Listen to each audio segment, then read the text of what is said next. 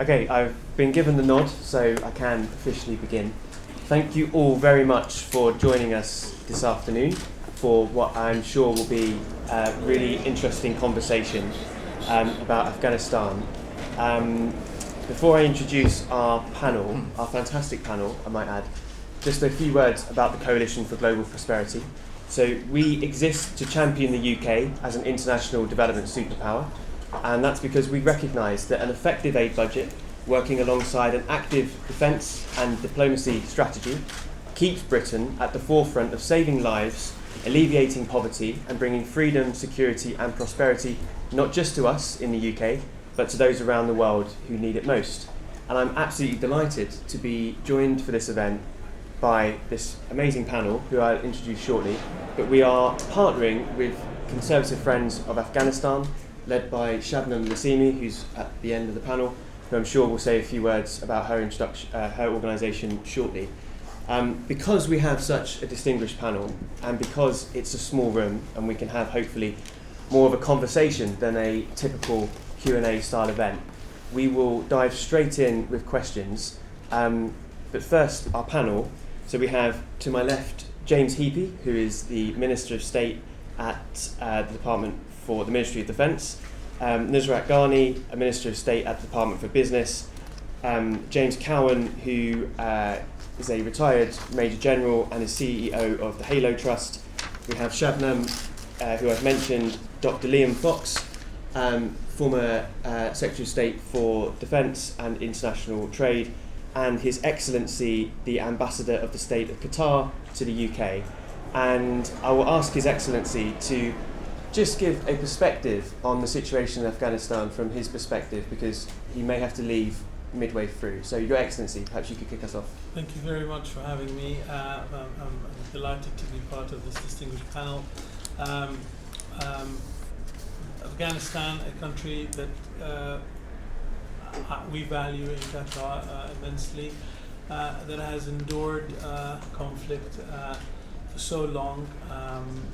We got engaged in the discussions between the US and Afghanistan at the request of our friends and colleagues in Washington, and with eight years of engagement between the United States and the Taliban, we've managed to bring an end to the fighting. But that's one side of the story. The other side is what we do afterwards is, in my opinion, is also as important as the chapter that we have left behind. So we're in Qatar of the view that we should help the Afghan people recover from decades of conflict. We should provide them with all the means necessary, humanitarian and development, to support them stand on their feet. We should engage in a constructive dialogue with all the parties within the general wider Afghan context, including those who are in control of Kabul. We believe in that constructive engagement is the one that will yield the results that we all seem to share. The objective is the same. I think that what we differ on sometimes is the tactics and the way we get there. Whether we deal with the Taliban or not deal with the Taliban is a question that remains to be seen, of how they will engage with the requirements that the international community has placed on them.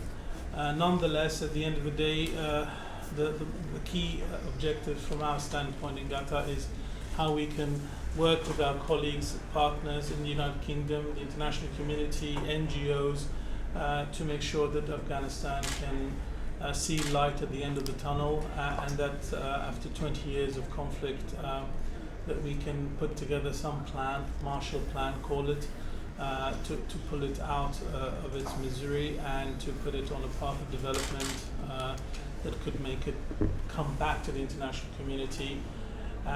Obviously, one cannot discount the geopolitical aspects that surround the geography of Afghanistan and the forces that might be competing on post-conflict Afghanistan as a country, and what the fate of Afghanistan will be largely depends on our reactions to these forces and dynamics that are present today. I'd like to stop here and thank you very much for inviting me. Thank you very much. Before we jump into more questions, for those at the back, there is a seat on my right and a couple over here. So please don't be shy if you'd like to sit down. Yeah. You see, they were launching from the back in case it got boring, and then That's right. Yeah. watching with back. Yeah. Bad luck. Okay, right. We'll kick off with the first question, and I'll come to each panelist perhaps in turn, or we'll see how we get along. So could we try to answer the question, what have been the regional and the global consequences of the Allied withdrawal from Afghanistan? And Minister James Heappey, could I come to you first? Wow. The biggest consequence has been amplified by the French withdrawal from Mali, is from our state adversaries / competitors around. They will only be here for a little while. When the political heat gets too much, they'll go, and therefore don't trust the West for a long-term partnership. And that is difficult, because you can't stay indefinitely in these places. French support for the mission in Mali had completely collapsed. The British public, the American public were impatient over a continued presence in Afghanistan particularly, but Iraq to a lesser degree as well. So that's really challenging. But by the same token, you also realise, when you go to East Africa, the East Africa community talk about a solution for the Eastern DRC, Sudan and Somalia that is about their Western allies helping them with an East African solution, because their conclusion from Iraq and Afghanistan and from Mali is the presence of European and American troops makes the problem worse. You just attract the jihadis, the extremists, the radicalization and whatever else. So the biggest consequence of all globally is this kind of rethink around whether you want the US and Europeans turning up in your region trying to sort out your problems for you. The Russians and the Chinese are pointing out that we're only there for a short while and then we leave. But by the same time, lots of other regions around the world, West Africa likewise, now seek their own solutions to their problems and want us to support them in delivering that. So that's the sort of big strategic thing. Regionally, I think there's some impatience within the region.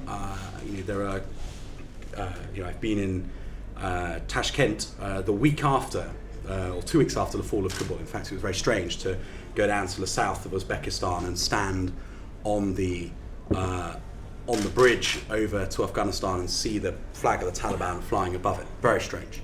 But the Uzbeks are impatient. The Uzbeks there was a railway that was going to link Uzbekistan through northern Afghanistan into Pakistan and down to the sea.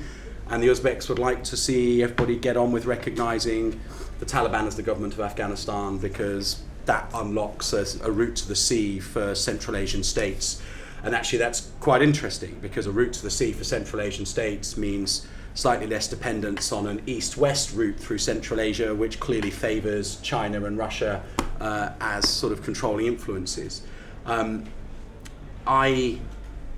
I've also been in Islamabad, obviously, because we do lots of work with the Pakistanis around the evacuation. The Pakistanis will give you a really strong take on how we should all approach Afghanistan as well. There is no single view. You will get a view from states like Qatar, who have been instrumental in all the negotiations that have happened over Afghanistan, both prior to the withdrawal and since. You will get their neighbours taking a view. India has a view. It remains deeply contested. But as I was walking over here, and in fact Liam and I had a quick exchange on it, the sad reality is that none of this is massively different when we were sat having this conversation exactly this time last year. Nobody can bring themselves to deal with the Taliban. Nobody, and thus Afghanistan stays in a place where it is international pariah. The people are suffering greatly. There have been strategic consequences, but those are both good and bad. But fundamentally, no one can bring themselves to dance with the devil.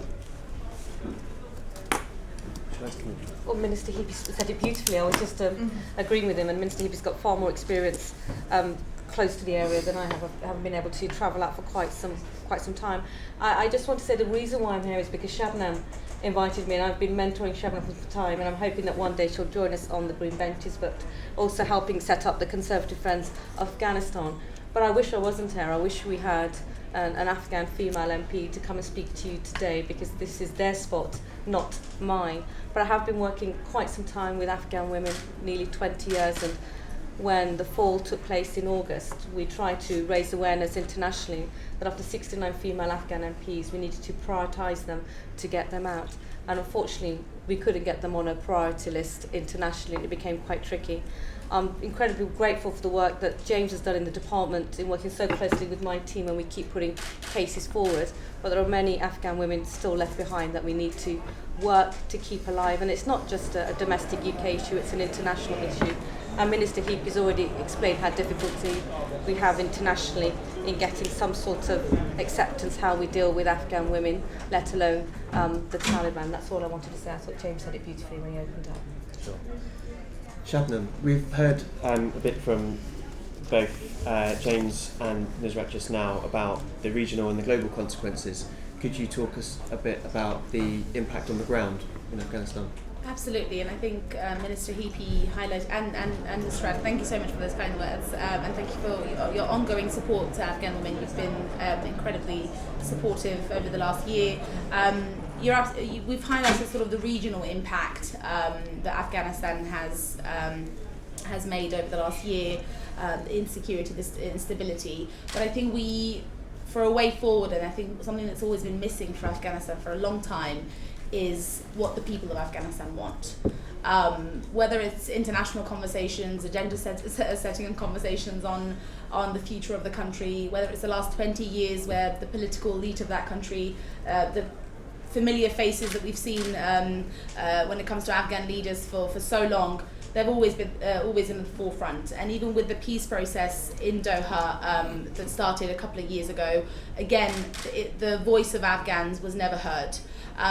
I always hear people say, well, let's leave it for Afghans to sort it out. You know, the solution should be from there. But how can the solution be from the ground when the Taliban, again, are unelected group that entered Afghanistan by force? It is not a democratic country. People's voices, the media, women, marginalized, persecuted groups are being killed, are being silenced. I mean, just on Friday last week, we saw a terrorist attack that killed almost, I think the UN reported up to about 100 dead and injured in an educational center, mostly girls, for the crime of wanting to go to school and for the crime of being a Shia. Now, when groups are being targeted that way for simply wanting to rise up, be educated, and want a better future, Afghanistan's made up of 75% under 25-year-olds. So this is a very young generation, and it is honestly heartbreaking to think that under the Taliban, we will have a whole new cycle of trauma, of devastation, of illiteracy, and it's again the people of Afghanistan that have to suffer when it comes to the global interest and global sort of dynamics of what Afghanistan means, what it means for Central Asia, what it means for its neighbors, Iran, Pakistan, India, what it means for China and Russia. Again, it's always what it means for others, but never what it means for Afghans itself. And that's, I think, something that I do hope that as we move forward, we begin to learn from the mistakes we've made and change the narrative and the conversation and focus it more on the people rather than what the world wants for Afghanistan. Dr. Liam Fox, I want to come to you in just a moment, but before I do, James, I know Halo have a significant presence in Afghanistan. Is there anything you'd like to add? Yeah, I'd like to take perhaps a slightly different, perhaps surprising position, which may in fact be more close to His Excellency the Qatari Ambassador. I was a British soldier, I fought in Helmand, I was a commander there. I have no reason to love the Taliban. But I now run a humanitarian organisation. I have 3,000 people who work for me in Afghanistan, and many of them have huge families, so there's somewhere in the region of 30,000 people who are dependent upon my charity. I went out in June because I felt it was my duty to visit. And as an ex-combatant, I obviously thought long and hard about whether it was sensible to go. I met senior Taliban ministers. The first one I met had been in Guantanamo Bay. He had no reason to love me. I had no reason to love him. I met the second minister, who was the brother of the founder of the Taliban, Mullah Omar's brother. And I met the governor of Kandahar, the most senior member of the Taliban military hierarchy. I've done this because I believe that Afghanistan in its history has had three basic models. Model A is an externally backed, vaguely liberal government, the British Empire, the Soviet Union, the NATO coalition. Model B is a more conservative, insular regime of the kind they have now. But Model C is actually the one that usually prevails, which is civil war and warlordism. I have to tell you that Afghanistan today is actually extremely peaceful. My charity, which could not reach Helmand province, now employs 600 people in and around Kajaki and Sangin and Gereshk and Lashkargah, places that only a while ago were being fought over, where British soldiers died. 456 British soldiers died. And I believe that it's our moral responsibility to engage with Afghanistan, to re-establish diplomatic relations and try and help nudge this country in a direction that is more progressive.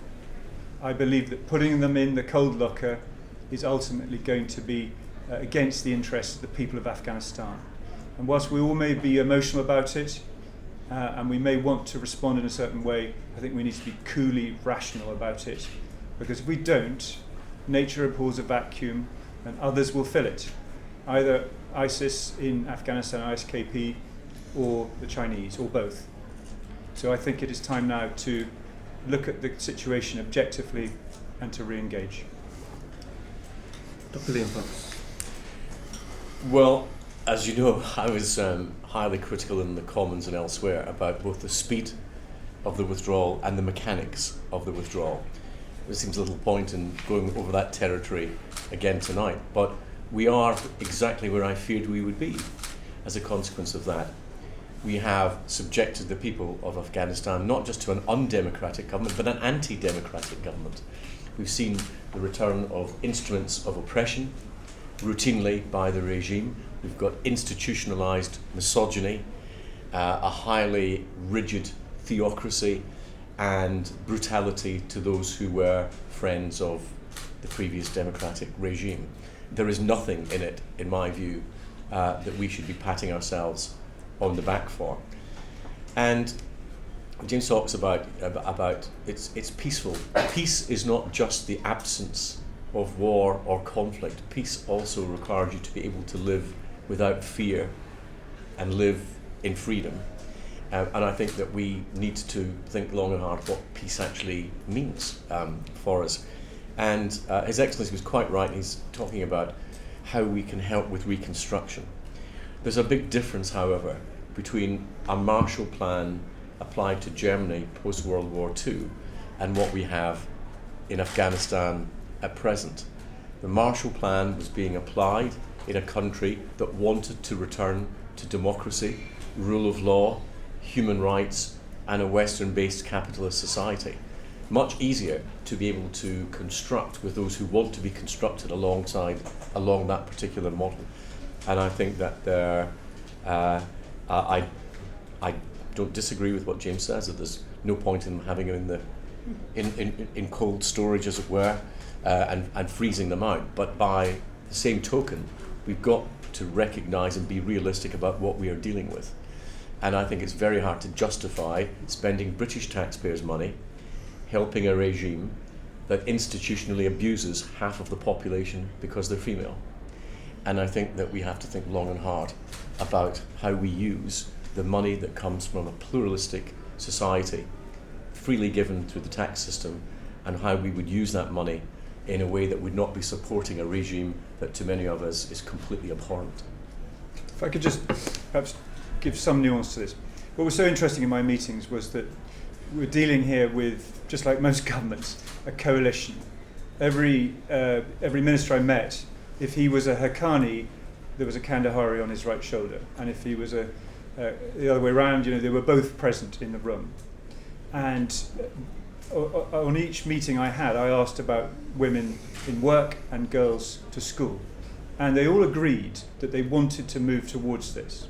But they were very frank about it. They said they're a coalition and they're worried about losing the right wing of their coalition to ISIS. And they're also worried, frankly, about assassination. Shortly after I left, Mullah Haqqani, who's actually confusingly not a member of the Haqqani network, who was the most vocal Taliban supporter of women's rights, was assassinated. The work we're doing in Helmand at the moment, the governor of Helmand, who is himself a Talib, is encouraging us to employ more women. The Halo Trust is now employing more women than it has ever employed in the past, but it is being obstructed in that by the very traditional communities in and around Sangin. So this is a complex environment in which the politics of Afghanistan will move slowly, and we must be patient with it, because the weird thing is actually I totally agree with Dr. Fox. I want the same things as him. I'm talking the tactics of this and how we go about it, and it's patient diplomacy that will achieve the result, and it will take a very long time. And we mustn't believe that somehow that model of an externally backed liberal government is suddenly magically going to reappear, because I know that the minister here has got lots of other priorities, and reinvading Afghanistan is definitely not one of them. Not even close. My next question is, and I'll come to perhaps our two ministers first. What needs to happen to alleviate the dire humanitarian crisis in Afghanistan, and how is the UK helping those efforts?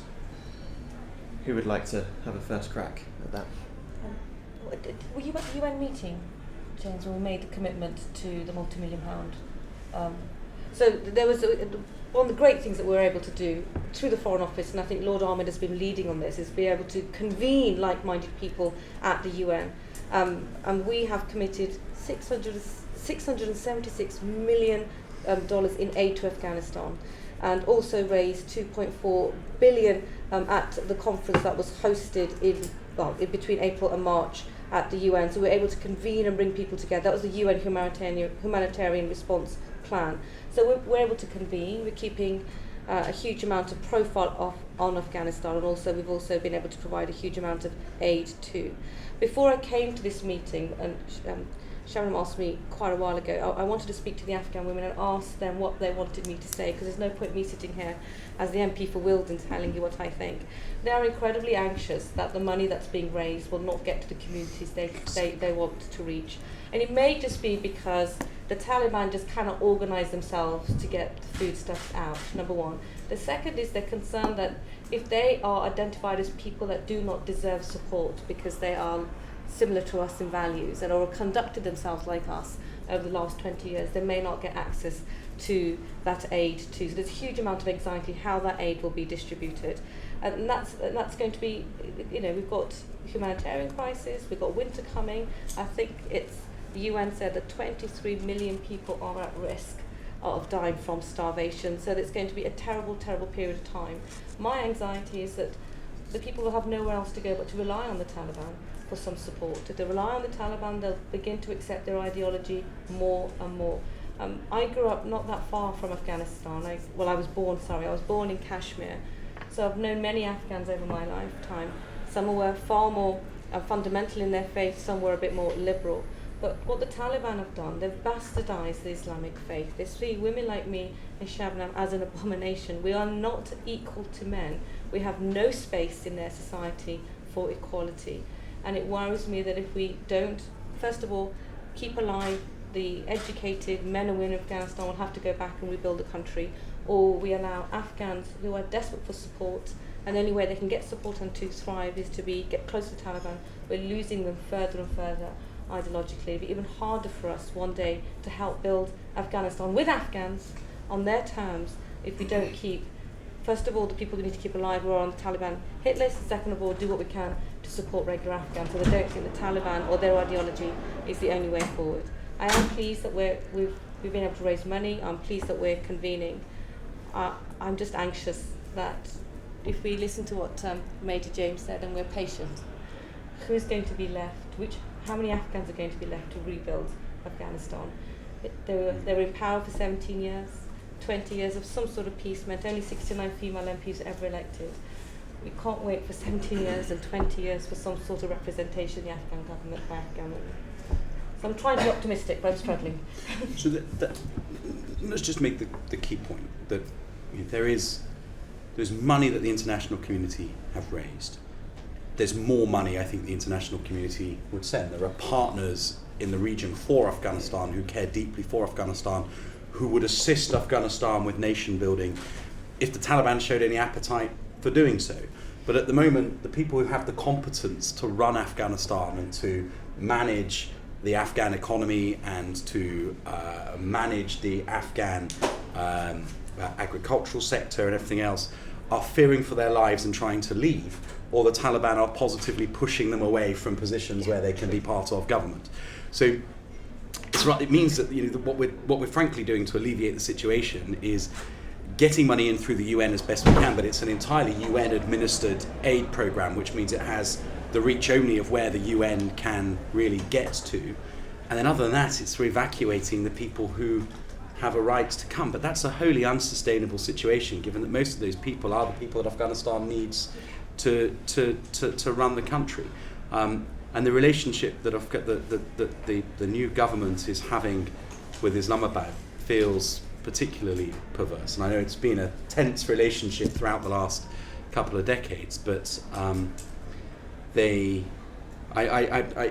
James has been on the ground and thus speaks with first-hand experience. But everything I read, James, just doesn't show me the Taliban wanting to run the country responsibly and to alleviate the suffering of the millions and to be a partner with whom the international community can interact. I'm no apologist for the Taliban. There's many bad aspects to these people. All right? But what I'm trying to say is this, that, I mean, just to give two examples. The line ministry which we work to for landmine clearance is also the National Disaster Management Ministry. Because of the meeting that we had, shortly after I left, there was an earthquake, and the Halo Trust was first on the ground, was able to bring in its ambulances, rubble clearance, and instead of doing landmine clearance, it was able to do disaster relief for an earthquake. So we must be able to respond to real things that happen to real people, irrespective of the politics of it. You see the intelligence. You know that the Taliban's response to some of the atrocities committed by ISKP against the Hazara community have been pretty impressive. You know that. They've been on it and pretty aggressively taking out ISKP who have brutalised Hazara communities. So there is a more complex picture here that we need to understand, and I think we can fall back on a little bit of virtue signalling and simplistic views of how terrible it all is, but the reality is that it's not going away. Afghanistan is ruled by the Taliban, and it will get worse if it's pushed into a corner, and the very worst thing is in fact a civil war, which has happened so often to Afghanistan in the past, and it's civil war which will really harm the people far more than the present situation. But the fairly rudimental things that the international community have asked the Taliban to do as a show of good faith and a show of intent to, I don't feel like we've asked them to be a Western liberal democracy. We've kind of just asked them to allow girls to be educated, to ensure some rights for women, and some other fairly basic things about the rule of law. And thus far, they haven't been willing to do that. And I just wonder whether, if we stand for something, and the humanitarian situation makes this a very hard thing to say, but if we end up giving up on those very basic asks, are we really helping Afghans? We shouldn't be giving up, no. And we must put pressure on them, and we must keep them to promises made. But this is 14 months into a change of regime in which peace still endures. You can drive anywhere in Afghanistan today without any fear of what happened to you before. Before August, you would have been ripped off at every single checkpoint. There would have been police there taking money from you as corruption. People, women and children would have been terrorised by the Ashraf Ghani government. It was a horrific state of affairs. It is not some nirvana that has departed. It was years of extreme violence. and descending into worse and worse chaos in the run-up to the change of government. You can now go anywhere, and believe me, the police are well behaved, people are polite to you, women are not terrorised. You know, it is not entirely the situation you think. But that doesn't mean that what the Minister says isn't right. We should keep the pressure on them, but we're only 14 months after the event, and these things take a long time to change deep-seated cultural behaviours and prejudices, and I don't deny it. It won't happen overnight. Dr. Fox, and then we should come to you, Shannon. I just think that, you know, we're talking from slightly different positions here, in that there's a difference what a charity does with its money and what a government does with taxpayers' money. And our taxpayers' money is raised in a system that has embedded values within it about equality and decency and the style and the ethics of governance. And I think it's perfectly reasonable that the charities would want to engage with the government of Afghanistan, however unpleasant we think they are. It's a different matter using taxpayers' money, British taxpayers' money, unless we've got some idea about the direction of travel. I have no problem with my taxes being used for disaster relief or humanitarian assistance. That seems to me just a perfectly reasonable, moral, human thing to want to do. I do have problems with my taxes being used to help a process of governance that is, as I said, institutionally misogynistic. Women may not be terrorised in the streets, but they're never going to have a future if they can never be educated. They're never going to have the same set of rights. And when we use taxpayers' money, I think we have a right to apply strings to that say we need to see progress in these areas, otherwise we can't justify ethically spending that money which could be spent elsewhere. And I think it's a balance. It's not to say everything about dealing with the Taliban is bad, and it's not saying that we're writing off its future. But I do think governments have a slightly different duty to determine how they spend taxpayers' money than charities who are using money which has voluntarily been given to them. So I think that things on progress on rules of law, progress on human rights, on better governance, these have to be strings attached when we're using government money rather than private money. Your Excellency. Yeah, I apologise, but I have to probably leave earlier. I have another engagement to attend, but I just want to buttress what the General remarked earlier, is that I also understand where Minister Fox comes from, as well as to the fiduciary duty on governments to respond to their constituents and their voters.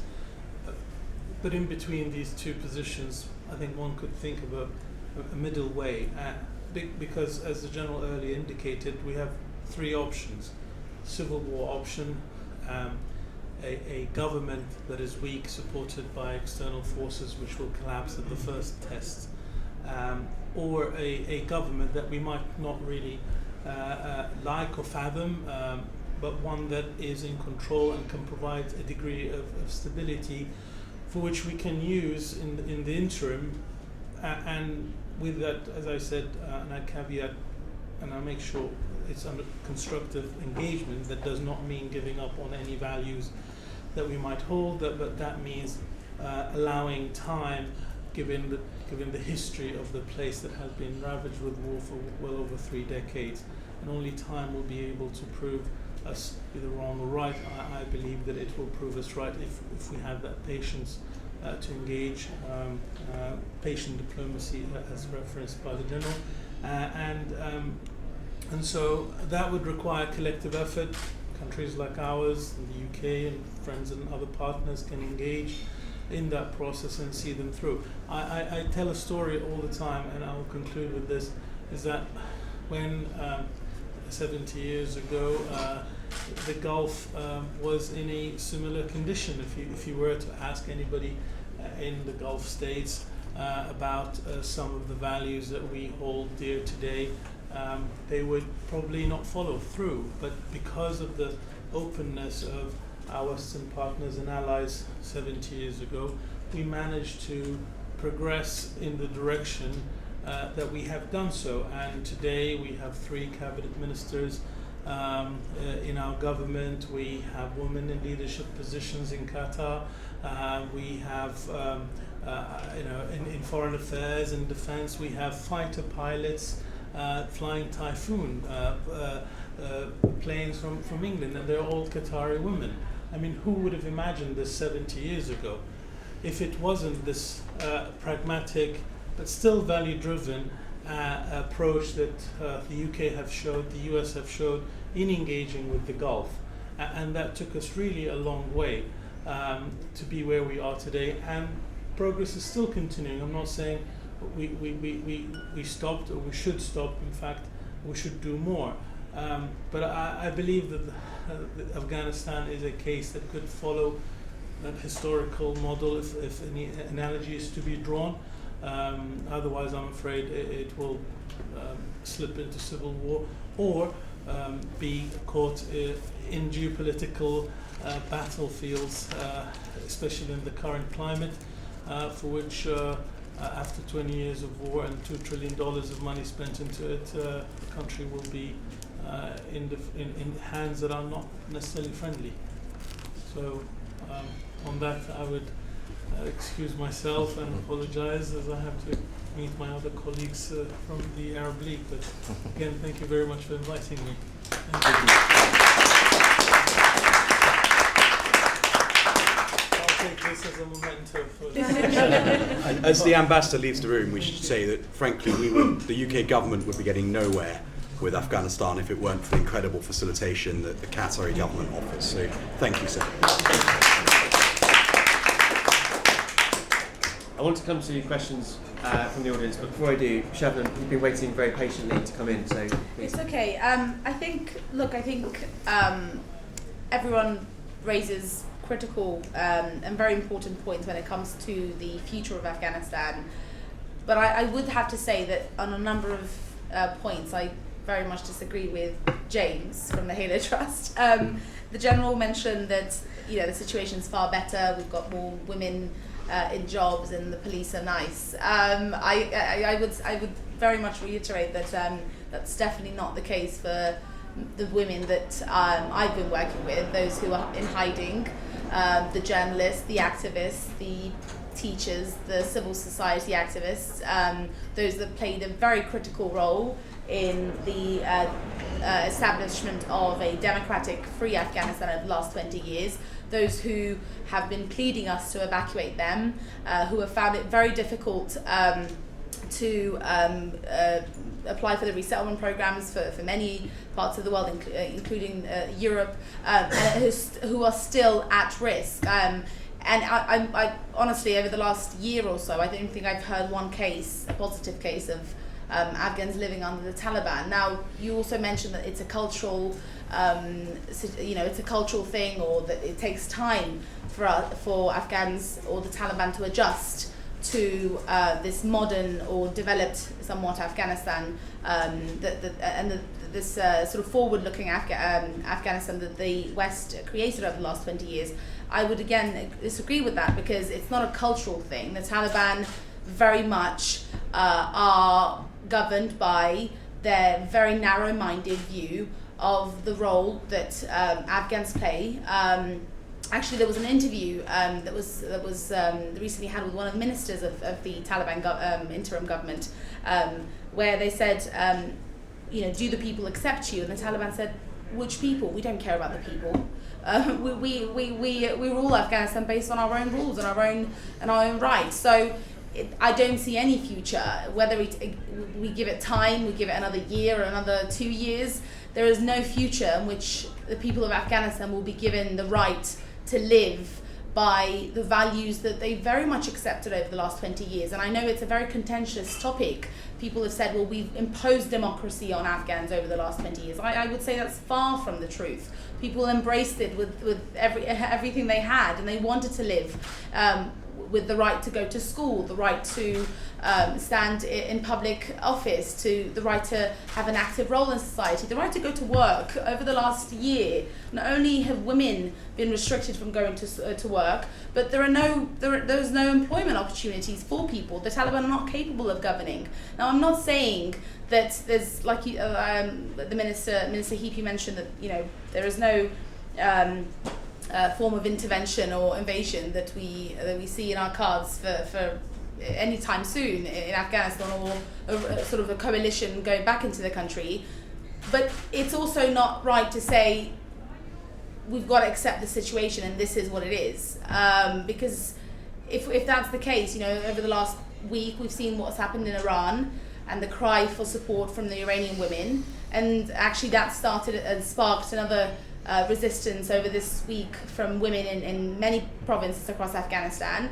It is a cry for help, and if we're not there to help those who are asking for our help, then what are we for? We are one of the most democratic, free, leading economic countries in the world. We have played a huge humanitarian role globally for decades, and the world relies on us. And I think, unfortunately, it would be shameful and a betrayal for those who have stood by us. And it wasn't just the armed forces and the Afghan forces and the troops and the police who stood by us, but it was the people that stood by us in every sector to help us create a better Afghanistan, an Afghanistan that the ambassador mentioned earlier on, where if you put the time and the energy, 70 years in Qatar, 20 years is nothing for a country like Afghanistan. It just needed patience and commitment. And I do hope that moving forward, we don't say, well, it is what it is, give it time, maybe they'll figure it out. That's not the case at all. Thank you. So, I think in debates of this kind, it's very easy to deteriorate into Taliban lover, Taliban hater. Clearly, that is not my position. But I do think you have to work with the situation as it is, particularly if you're in government, as the minister is. And you've got to work a plan out. What are you actually going to do? Are you really going to intervene again and re-establish a liberal government? Or are you going to have to accept that the Taliban are in power? They are the de facto authorities, and you've got, love them or hate them, to make a plan that gets them to where you want them to be. So maybe there's not as much difference between us as perhaps is being portrayed. I totally understand that the situation is not good enough. Clearly it is not good enough, and there are women being hugely disadvantaged. But if we end up just by following a strategy that involves the evacuation of every articulate woman in that country, and let's say 100,000 middle-class women leave the country, what about the other 25 million inarticulate, rural poor who are left in a state of being forgotten, and just because we've satisfied ourselves that our conscience is salved, what about them? We need to think about the bulk of the people in Afghanistan and not just the vocal minority. Nusrat Ghani has to go, I'm going to say thank you so much for being here. Is there anything you'd like to say before you? The fact that this debate is taking place, and there have been many debates on Afghanistan throughout the Conservative Party conference, which tells you that this issue isn't going to go away, and we will continue to have a nice bright light on Afghan women, Afghan girls in particular. For me, for Major James, I'm not here for my conscience. I'm here just to represent Afghan women who contact me every day on my phone to tell me that if we don't get them out, they're going to die, or they'll say to me, please do not start negotiating with the Taliban because they do not see us equal to men. So that gives me a huge amount of anxiety if we think that there's a way we can negotiate with the Taliban who fundamentally will not treat women equally. I'm also incredibly concerned to see that, where is Western liberal feminists? Where is Black Lives Matter? What is it about Afghan women that we don't think that they deserve the attention and the same lifestyle that we have? And there is a huge difference between how we've treated Afghan women and how we've treated Ukrainian women, and that is something the West needs to come to terms with. Look, I'm a minister now, I can't spend as much time with Shabnam, but my job is, when women contact me, is to try somehow to keep them alive, and I'll continue to do that, and I'm very grateful for the support that we get from the Ministry of Defence, but we need an international coalition to do this. We can't do it by ourselves. I've got to get to another event. My apologies. And I'm also a bit anxious that Major James is out here on his cover. He's doing fantastic work with his charity as well, I must say. So hopefully you're not going to have a tough time with Safwan either. You're very lovely. Thank you. Thank you.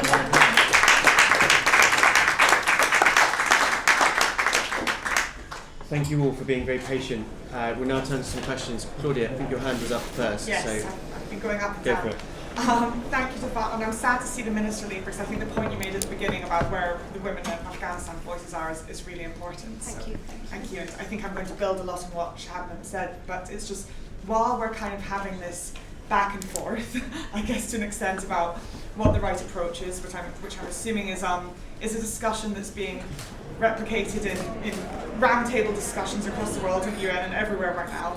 I do think we need to ask where the voices of Afghan women are in those discussions, and women in country. And I do think that we need a short or medium-term solution while we're having these discussions, while we're deciding what that approach is, to how we're going to fund and work with and invest in the Afghan women who are still in country, who are still protesting, leading activism, and are out there doing amazing work in country. So I wanted to ask, and I think that would be a great use of British taxpayers' money as well, to invest in these women, who are leading during these incredibly difficult times, and to ask how the UK government can work with and invest in those women. So not investing or working with the Taliban, but investing in local women-led organisations within Afghanistan, potentially working through partners to do that. I had a second question, which was, I understand that there's recently been a new fund set up by UN Women as well, which is going to have a lot less restrictions on grants and being able to get grants to local and women-led organisations in Afghanistan.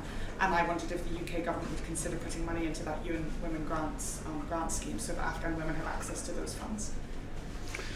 So the Foreign Office is putting money into these things, but it's extraordinarily hard to do when three things actually. Firstly, you have no permission to do so through the government of Afghanistan, as illegitimate as it is, but it's still the government of Afghanistan, and thus you're effectively doing something that they regard as subversive. So to the point that James made about sort of we should be seeking to work with them, they would be regarding that as to subvert their government. Secondly, there's a danger that you are making these people less safe. You know, if you can support women in Afghanistan, and we'd seek to do so. We'd seek to do so through the UN. We seek to help women's charities, but fundamentally there are women who are fearful for their lives, fearful for their livelihood, and so whilst you help those groups are not seeking to be particularly visible, which makes it hard to help them again. And then the third and final thing is and James makes a really good point, right? There's a sort of there's a huge millions of Afghan women, millions of Afghans full stop, who are nowhere near qualifying for one of the various schemes that dozens of international companies run to bring people out. It's a painful truth. But until the Taliban are willing to recognise the rights of women, the overwhelming preference of women in Afghanistan is to leave. And that's I hear what you say, I hear your frustration, but it's really, really hard to reach these people when the groups don't want to be very visible, the Afghan government doesn't want us to have anything to do with them, and it would be counterproductive in terms of our wider progress with them to be subverting. And all of the female interlocutors with whom we might work, their priority is actually, in most cases, to try to get out. So just a follow-up question to that then, I guess, is what consultation is the UK government currently having with women within Afghanistan and women-led groups in Afghanistan, just to ensure that your position is constantly informed by what Afghan directly? It will be minimal. Because there's very little for the UK government as a UK government as a government to be speaking directly to people is extraordinarily hard. There's lots of advocacy for Afghan women in the UK, and of course the FCDO is very aware of what those advocates are saying, and everybody's very focused on the plight of women. But without an embassy and with and it would be regarded as a great provocation by the Taliban if we were to seek to do this. It's very challenging. So I mean, it sounds nuts, but it is the kind of reality. You can't, on the one hand, there is no lever to pull. There is no way to get to them as a government. Charities, brilliant, and supporting those charities is probably the best route for now, until we make a decision to re-establish diplomatic relations. But if we made the decision to re-establish diplomatic relations, you would undermine those new diplomatic relations if you immediately started to agitate around things that the Taliban are deeply uncomfortable over. And James is right to call for some pragmatism, but it's just freaking hard. I'm sorry. Dr. Fox, would you like to? Not really. I mean, every time I think of something, it comes out of James's mouth. Sorry. And he's saying exactly the same things. But the truth is, we don't have a permissive environment for the UK to operate on a national basis. So the best we can do is to operate through third parties, through the UN, through charities, where we can. And I also have some difficulty in this debate about women leaving, because there's a difference between women who are able to leave and women who want to leave. And the answer's got to be not extricating those who can get out, but improving the lot of all those who are still there, which is why, when we eventually re-establish relations, then our push, and as I go back to the point I made earlier, if we're going to be using British taxpayers' money, it's got to be in a way that's consistent with our own values, and that those values predominantly have to be about equality of all citizens. Our Minister and our Member of Parliament need to leave in about just over 5 minutes, so can we take 3 questions together to give the two politicians a chance to answer before they go? So I think your hand was up first. Yes. Then Catherine. Yes, am I correct in saying that as the legitimate Vice President of Afghanistan stayed on, he's legitimate, the President, and what's the state of play with the anti-Taliban resistance? Because I believe they got no assistance from the UK government or anyone. So what is the state of play with the anti-Taliban resistance? Is it still, as I understand it, it's still continuing, but has anyone got information? Sir, could you? My question is, what leverage do we have? So with a humanitarian crisis coming down the road, it seems that the Taliban are giving us a terrible choice between trying to protect people's rights and trying to protect people's lives. And although we would obviously only want to spend our money in places where rights can be protected, the truth is that the dead have no rights, and this is a time-sensitive matter, and so isn't it time for us to accept that Afghanistan has politics and get on with it for at least this time period? Catherine, no more. Yeah, I think I'm actually going to build on both of those questions. So, Amrullah Salah is connected to Massoud, who declared a government in exile. So, and there is precedent for the FCDO to accept governments in exile. So, in particular, Libya.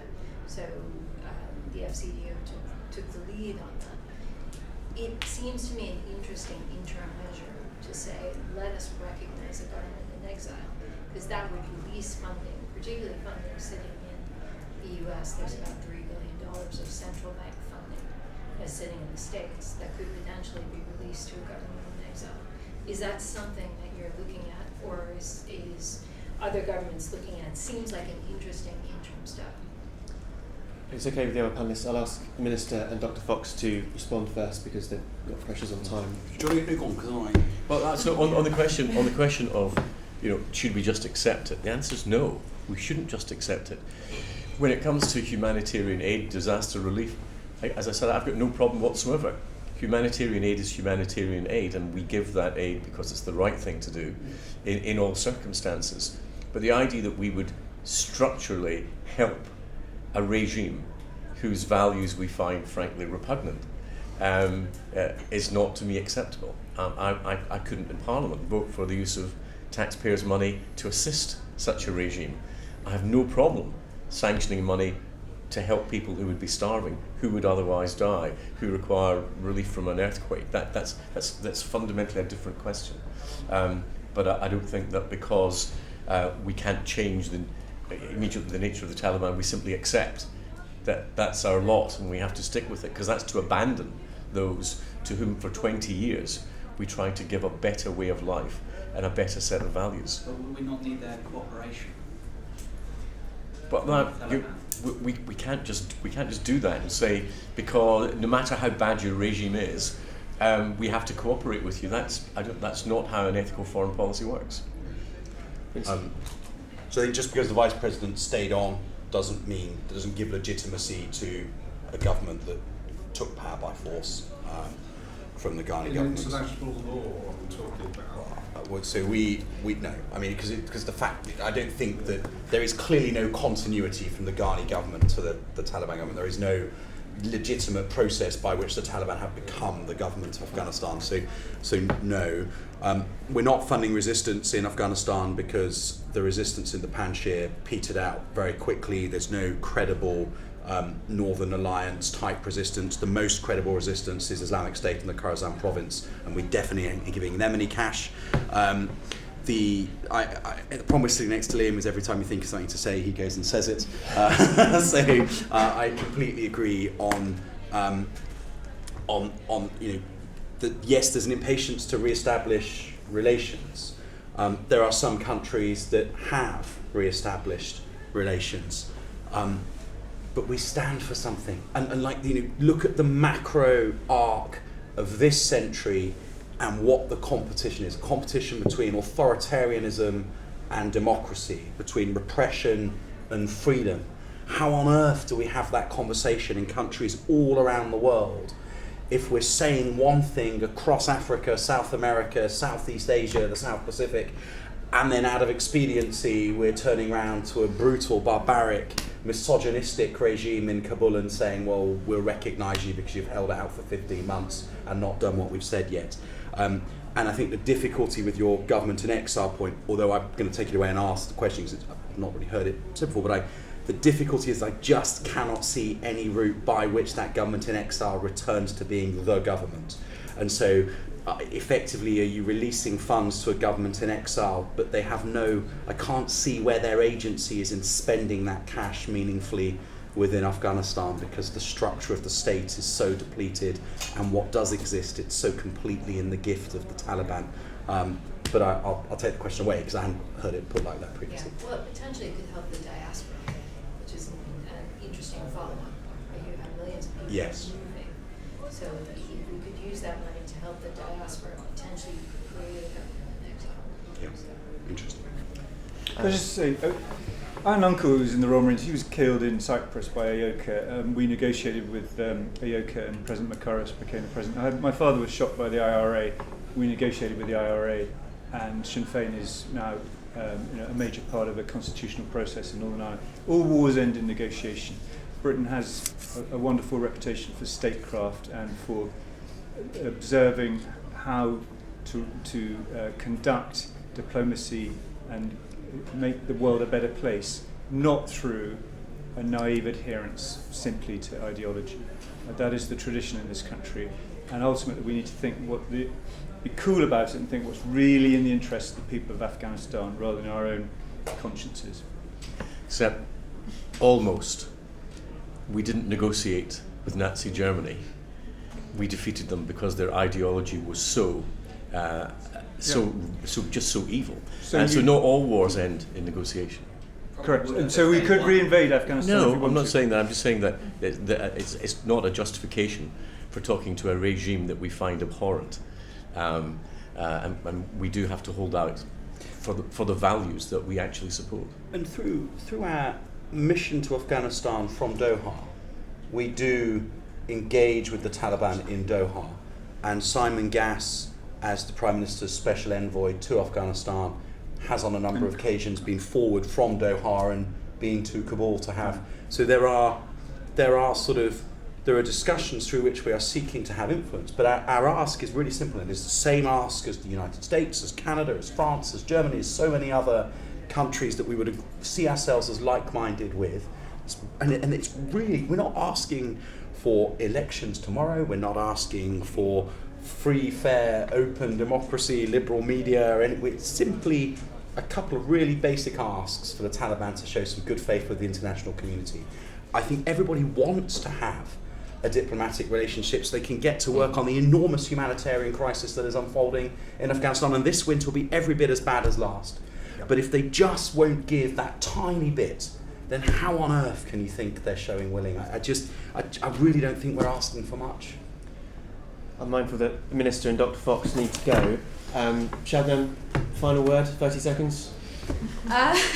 I think this conversation we could sit here for hours and debate, but thank you so much for making the time. I think as long as people are still interested and want to offer support, like the UK has been an incredible ally of Afghanistan for a very long time. Over the last 20 years, they've played a critical role in giving Afghans a voice, and I do hope that will continue, and will continue pressuring the Taliban to make sure that Afghanistan does not become a haven for terrorism globally once again. Thank you. Can we thank our panel?